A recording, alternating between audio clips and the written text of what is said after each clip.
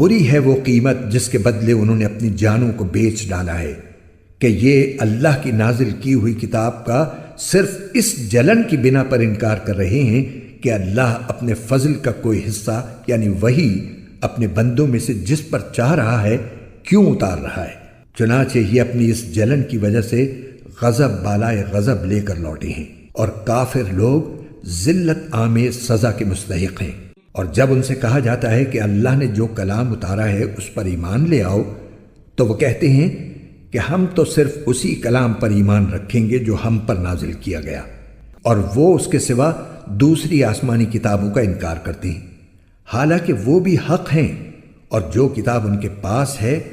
وہ اس کی تصدیق بھی کرتی ہیں۔ اے پیغمبر، تم ان سے کہو کہ اگر تم واقعی تورات پر ایمان رکھتے تھے تو اللہ کے نبیوں کو پہلے زمانے میں کیوں قتل کرتے رہے؟ اور خود موسیٰ تمہارے پاس روشن نشانیاں لے کر آئے، پھر تم نے ان کے پیٹھ پیچھے یہ ستم ڈھایا کہ گائے کے بچھڑے کو معبود بنا لیا۔